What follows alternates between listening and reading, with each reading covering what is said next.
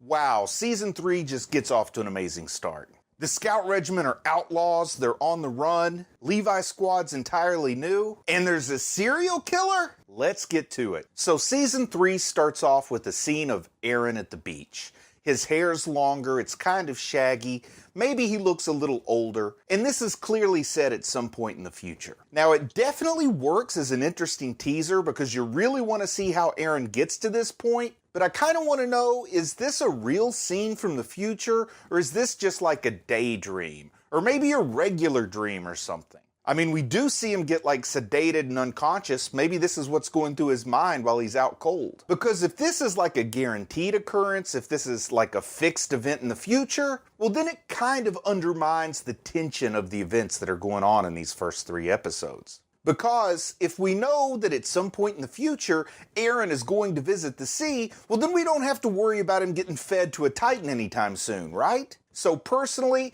I choose to interpret this cold opening from episode 1 as a possible future, but not a definite future. And I do this in order to enhance my enjoyment of the story. If you want to see it differently, that's cool. Just telling you how it works for me. But if they do make it to the beach, I hope they play volleyball like they did in Top Gun. Aaron could be Maverick, Armin could be Goose. I think it'd be great. But after a near total loss of its previous incarnation, we see a new Levi squad here. It's made up of Connie, Sasha, Mikasa, Jean, and Armin, well also Levi of course, and the squad's primary objective is to protect Aaron and Historia. And that's something they're going to struggle with right out of the gate, and I guess you could also say Aaron and Historia are part of the squad, even though they're really more like the squad is their bodyguards, to be honest. Not the best bodyguards so far, but bodyguards just the same. And I don't think there's really any surprises on the members of this squad. This group is more or less developed all the way back in Season 1 to end up being a squad together,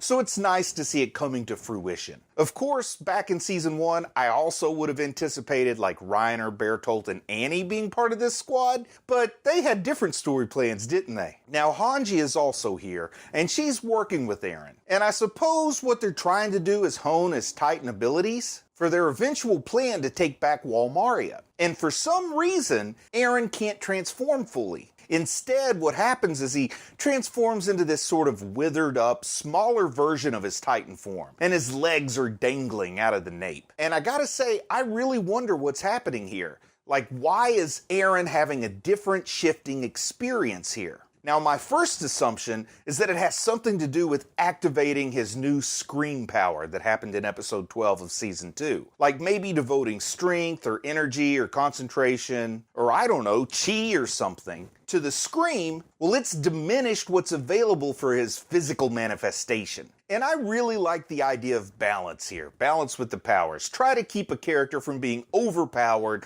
or lacking any kind of vulnerabilities. And honestly, of the 2 powers, either the physical manifestation or the Titan control, well, the control is far more useful and much more powerful, in my opinion at least, so it'd be a fair trade-off if you ask me. And since Aaron demonstrated his ability to use a scream, as the story calls it, and he demonstrated this ability in his human form, I'm not sure that he'd really want to go back to Titan form. I mean, couldn't he just order Titans to do anything on his behalf that he would have done himself as a Titan? And I'm sure we'll find out some limits to this power, but I do think it is the reason his shifting is broken. He's got a bad Titan transmission now. But also, we see something else we haven't seen before. When he's pulled from the withered Titan's nape, his face looks different. Like his human face bears a strong resemblance to his Titan face when he first gets pulled out. In fact, Hanji gets so excited about it that she asks Moblit to draw it like one of his French girls. And we've seen Aaron's face plenty of times at this point when he's inside the Titan, and immediately after exiting the Titan, and it's never looked like this before. So I do think this has to be a new occurrence, and I do think it's related to whatever's going on with his withered Titan form. And I wonder if this signifies that Aaron and his Titan form, like his human and Titan form, are kind of merging, or they're becoming one. Like maybe he's becoming something new, something that's part human and part Titan, but neither is a whole. And I think that's an interesting idea to speculate about, and I'll be looking for more clues for that throughout this season. Now, Connie hates the Beast Titan. And I can understand that Connie is angry. He blames the Beast Titan for what happened to his mom in his hometown. And he wants to hate someone, but is the Beast Titan the right direction for him to pour that anger out? It's true that the Beast Titan can control the villagers, but I don't think that the story has yet shown us anything to suggest that the Beast Titan can just randomly turn humans into Titans. Like, didn't somebody have to inject the villagers? Who would make the decision to do that, and why would they select Connie's village? When would they have done it? I think there's evidence that the injection doesn't work right away, so it could have been done like quite some time ago. And then also, while we're on the topic, I want to mention Connie's mom again, and her withered limbs, those withered arms and legs. I wonder, is there some kind of connection to Aaron and his most recent withered form? Like, is there some kind of a clue there that I'm missing at the moment? Or is it just that I'm trying hard to make a connection out of something that's simply a coincidence? I guess I'll have to wait and see, but I kind of expect a bit of a payoff here. And also, what are the chances Connie was injected with the serum and he doesn't know it or he doesn't remember it? I've speculated on this before, but I'm really curious now. And after Amir's story, I picked up on the idea that it takes extreme trauma for the initial transformation to occur. But now, I wonder if a coordinate, somebody like the Beast Titan, or like Aaron, if they can cause an injected person to transform with a command. And what if that's the case, and what if Connie does become a Titan? Particularly, what if Connie becomes a Titan because of something that Aaron does? Will the team leave him as a Titan? Will they kill him? Or will they take measures to try and help Connie become human again? I mean, they do have Annie in custody, and she's all bundled up like a nice little snack they could feed to Titan Connie. And I guess that brings me to the next topic. Aaron remembers a conversation with Amir, and the show makes plain the principle of Titan power transference. And this is a classic 3-step reveal that the show's used on this. And at first they gave us just a tiny hint. You know, you see Amir eat Marcel, and then she becomes a human. And you might catch it, or you might not quite catch it. I kind of missed that concept initially, and I thought that any human would do the job for certain Titans. I thought the power was in the serum and not in the victim. Then Amir drops a second hint, when she says that she stole Bertolt and Reiner's friend's Titan power. And that's when I started asking myself the right questions about this principle to get me pointed on the proper pathway. But in these episodes, they give us the 3rd step reveal. And that's when it's laid out plain so everyone is clear and the story can progress. And of course, the principle I speak of is that if a Titan eats a Titan shifter, they gain that shifter's power. And someone in the comments said that this ensures there's always a fixed number of Titan shifters. But with all apologies, I'm going to shoot that idea full of holes. First off, can one Titan start to accumulate powers? Like, could one really ambitious Titan shifter, could they eat Aaron to become a coordinate? And then they go on and they eat Reiner to become a coordinate and an armored Titan. And then they eat Annie and they become an armored coordinate stone skin Titan. And so on and so on. Like, could it eventually be like the Highlander, where the Titan shifters all battle each other until there can be only one? Now, maybe the story will give us a reason that that can't happen, but they haven't done so yet. So at this point, to declare that without any kind of meta-knowledge that one can assume there's a fixed number of Titan shifters, I think that's wrong right now. I think that's premature. Also, here's another question. What if Reiner is killed in his human form by another human, no Titan eats him, he's buried, and then there's one less shifter, right? And then in the other direction, where did the first Titan shifters come from? Was it a spontaneous mutation? If so, that can always occur again, and there could be more shifters. My original assumption was that it was an ingredient in the serum that caused some Titans to become shifters, and maybe that was the case once upon a time. And if so, that ingredient could always be rediscovered and new shifters could be made. Even if we go full on into mythology mode, and we say that a Titan god gifted some finite number of Titans with powers, like a dozen or something. And then that god, he could always give that gift again, right? Like, there's no guarantee there won't be another generation of Titan shifters. Even if that god died or was killed, a new one could occur, right? But really, the point I'm trying to make is that at this point in the story, we don't know how the first Titan shifters were made. So there's no reason, without using meta-knowledge of either the manga or later episodes of the show that I haven't seen yet, to assume new shifters can't be made. Also, when the bearded Titan ate Eren, he didn't get any powers from Eren. So I'm assuming Eren didn't have any powers at that point. So once Eren became a Titan, did he eat a Titan shifter? I mean, he must have, right? That's how he became a shifter. Unless Grisha discovered a way to make a shifter formula, and the coordinate power might have also been in that formula, or, did the coordinate power come from whoever it was Eren ate? Did Eren eat a coordinate? And also, where do those powers come from? Do they occur spontaneously, like the power of a coordinate or of an armored Titan? I don't know. But if I were going to guess, I would guess Eren ate a Titan shifter who had the power of the coordinate. That's where I stand at the moment. Something I kind of want to know is what would happen if a human ate a Titan shifter while he was in the human form. What I mean is, not a Titan shifter, just a regular old-fashioned sadistic human cannibal. What if this cannibal ate Eren while Eren was in human form? Would that human suddenly get Eren's powers? Or does it only work for Titans? Some questions are getting asked here. And the reason I ask that is I'd like it if Hanji's story about Sonny and Bean and the cannibal bandits, what if it suddenly came full circle with a cannibal unexpectedly becoming a Titan shifter? What if there was a serial killer in this story that might decide to eat a human? Also, do we know that Connie's mom wasn't a cannibal? Pastor Nick was tortured to death, and Levi knows he didn't sell out the scouts because of how many fingernails had been ripped out. Levi says that people either spill their guts after the first fingernail or not at all. And gee whiz, Levi seems to know a lot about pulling out fingernails. Was this guy raised by a serial killer or something? Oh, about that.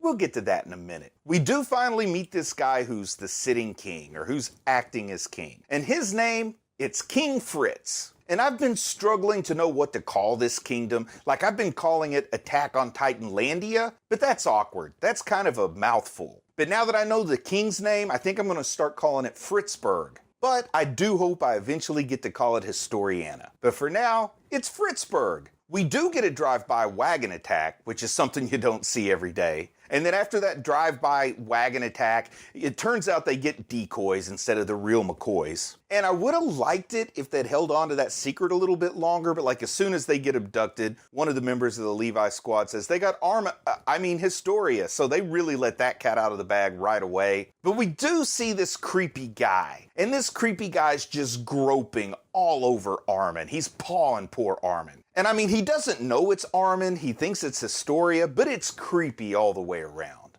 And I'm glad to see this guy get his comeuppance once Mikasa shows up. And I have to confess, I laughed harder than I should have at the idea that Armin was the decoy for Historia.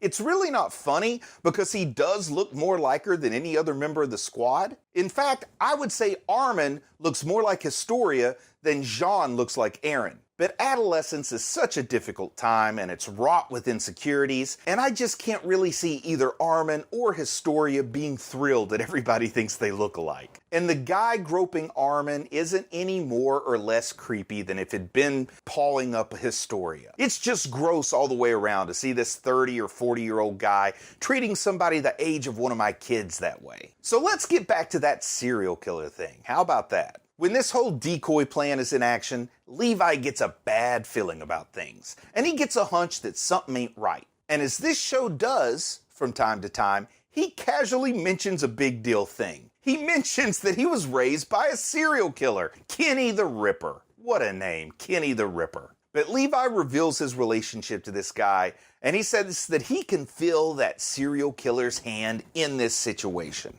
And I totally get that this sort of thing would be kept private. But I don't think I picked up any clues to this along the way. Specifically, I don't think I picked up any clues to the Kenny the Ripper relationship in the Levi OVA. A Choice with No Regrets, Part 1 and 2. Maybe if I rewatch it, I'll see something I missed. But it did get me to think about, are there any other heroes that were raised by killers or really bad guys? The closest I could think of was Harry Dresden in the Dresden Files, because after his parents die, he's taken in by this guy that turns out to be an evil wizard. But are there some other good examples out there? I feel like there have to be. So if you know of any, please let me know down in the comments. But Kenny used to kill the military police. He killed like 100 of them. But now he works for them. And this is kind of a twisted turn. It shows you just how bereft of principle both Kenny and the military police are, that these two are now working together. And Kenny has this anti-personnel gear. And the very existence of this gear kind of shows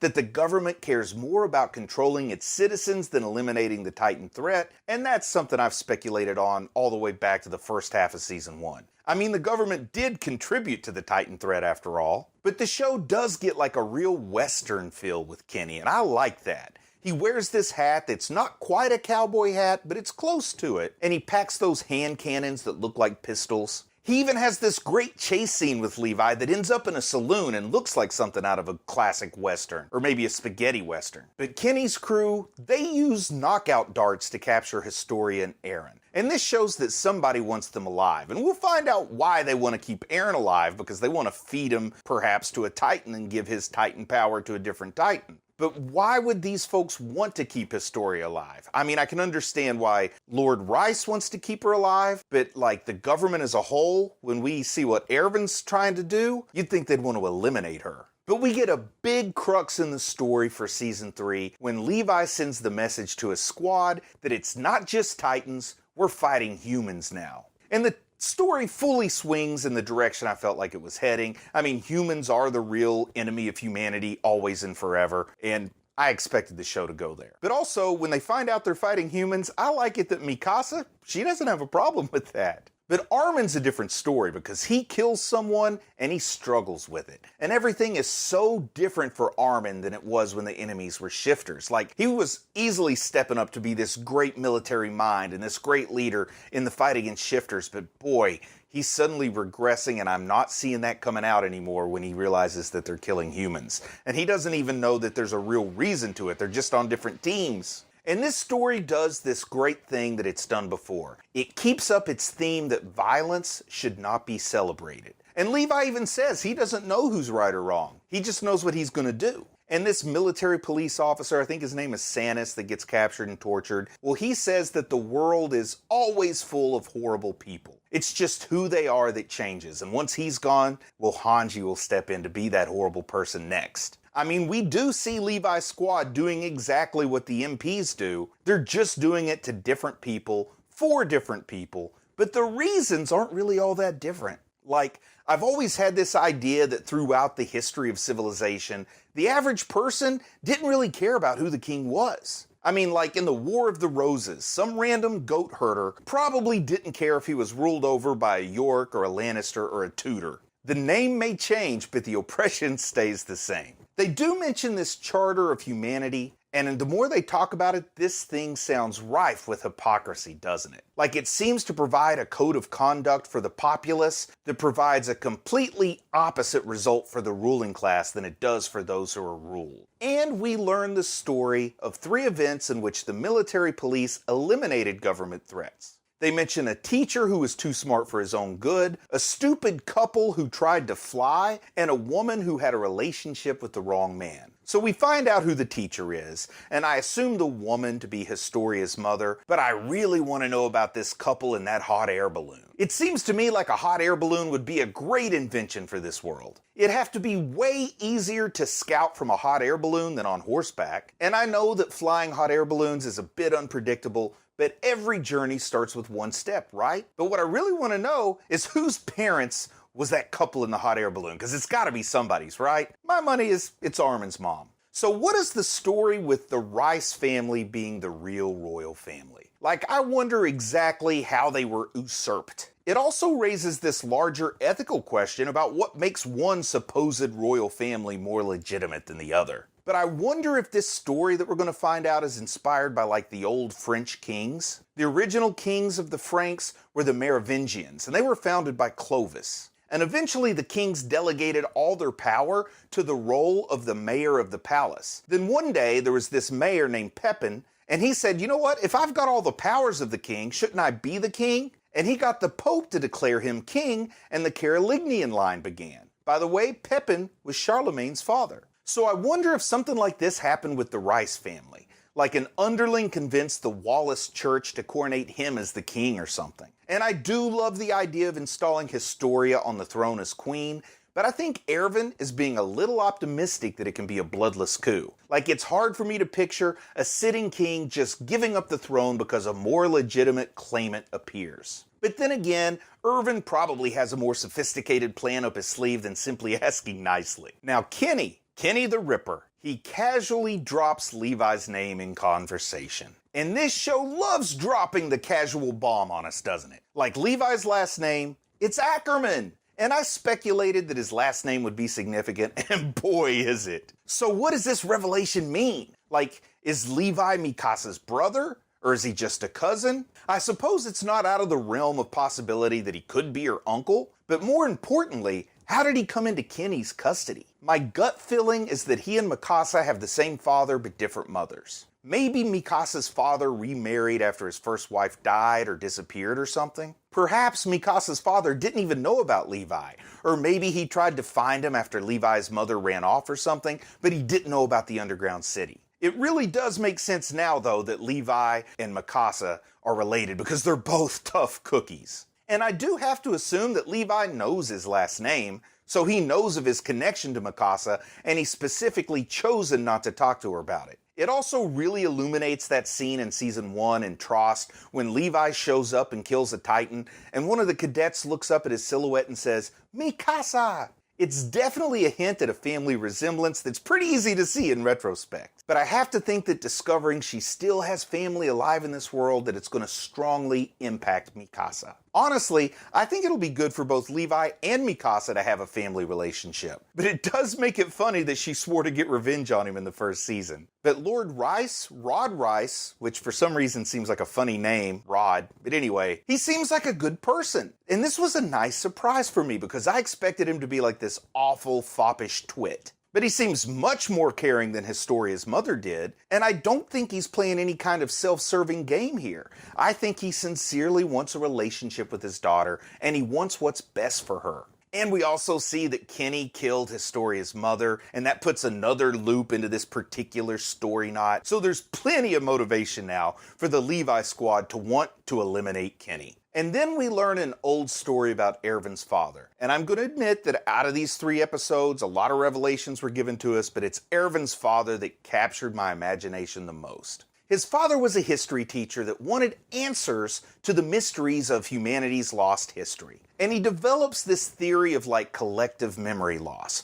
or that the first king altered the collective memory to make people easier to rule. And when the government catches wind of Erwin's father's theories and Erwin's father's research, well, he disappears. So this certainly suggests that his theories were right, doesn't it? But what I want to know is, how would the state alter collective memory? Would it be through traditional sort of information suppression and propaganda methods like a North Korea style? Or would it be something more fantastic, like putting chemicals in the drinking water or the food? Also, we know that humanity had this brief phase where the plan was to live underground. So could they have been, like, gassed in this environment? Like when they were all underground, could they let out memory gas and then say, "We've changed our mind, we can live upstairs now"? What I really want to know is Erwin's father the Beast Titan? I mean, it's implied that his father's dead, but I never saw a body. And as far as stories go, if you didn't see a body, they're not really dead. At least that's the conventional wisdom.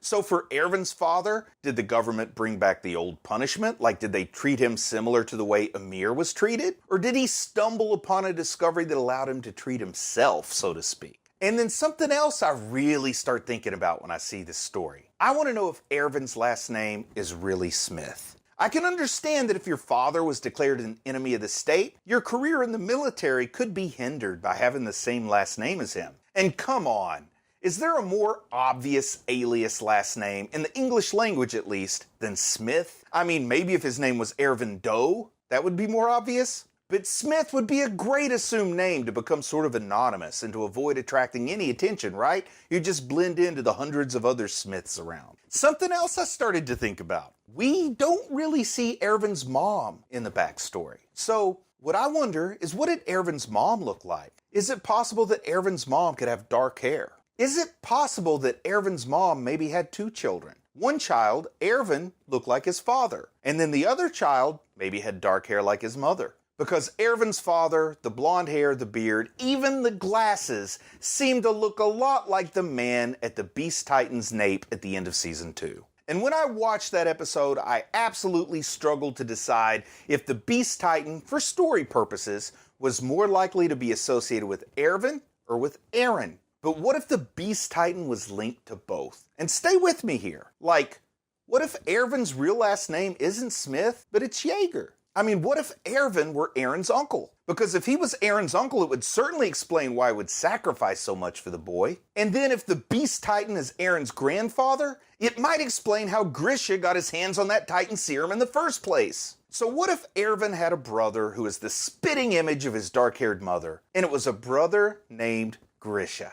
Well, I'll never know if I don't watch some more episodes, so I better get on that. But I'm proud of you for watching anime, and I'll talk to you later.